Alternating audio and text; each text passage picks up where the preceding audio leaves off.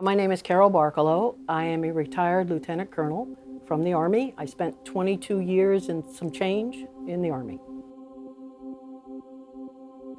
Well, when we entered the academy, I truly had no idea what I was in for. And again, I grew up with 3 older brothers, so I figured I survived all their tortures. I could handle anything. There were other cadets who had a different idea of acceptance. And I will tell you that every cadet, their first year, got hazed. And so sometimes it was hard to discern the difference between being hazed because I was a woman or being hazed because I was a cadet. And there were some times where upperclassmen, we had to greet upperclassmen as we walked to class. We were in the hallways, and some would respond, you know, "Good morning, bitch." That was true. It happened. So you knew immediately that it was because I was a woman. Upper class had the right to stop a plebe, 4th class cadet, anytime they wanted. And so they had a lot of control over us with not a lot of oversight from the officers at West Point. So sometimes it was pretty tough. There were women, upper class, in my class who didn't want to look like we were weak. And so with that, they picked on some of the then coming in freshman women. And, you know, that was tough. That was tough on those women. But as we went through, I realized that every person there was slaying their own dragon, and that stress was different and hard for everyone going through it. So a lot of times what I did, and I played basketball there and I played team handball, and I spent a lot of time with the underclassmen trying to help them through what they were going through as a plebe. The thing for me about having a military commander be taken out of the chain of command to adjudicate a case is tough, because I know if I was there,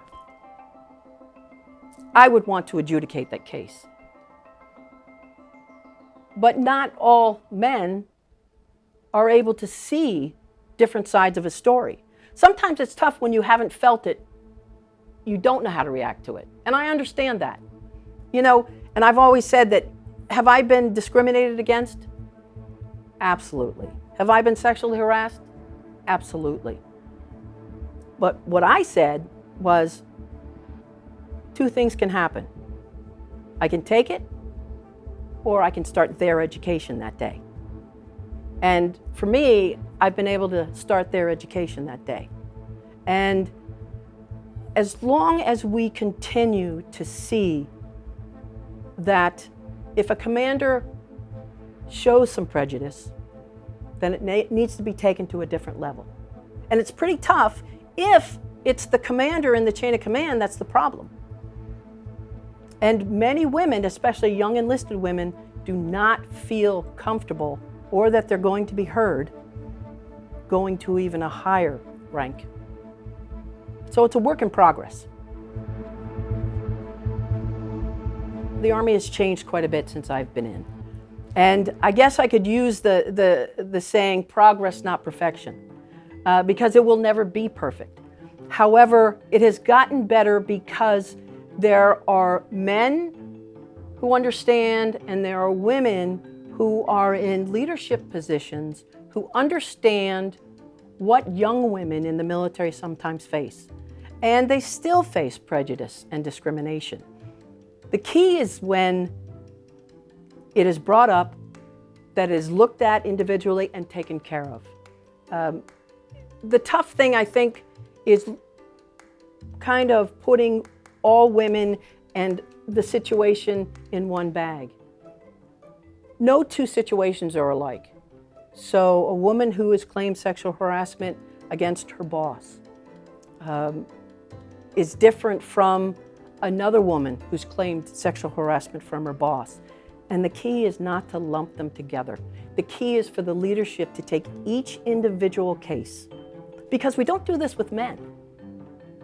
And so if we can look at that and keep understanding that we are all individuals, I will tell you that maybe even today, but to a lesser extent, when a man reports to a unit, he's strong until proven weak. When a woman reports to a unit, she's weak until proven strong. And I would tell you that that's for all the minorities. And what's tough is if you come in after a woman has been there in your position, what they do is they measure you against that woman before you, but they don't do that to white men. They grade those men on what they do or not do. So if we have just an understanding that that's something that happens and we acknowledge it, I think the key is everybody's prejudice.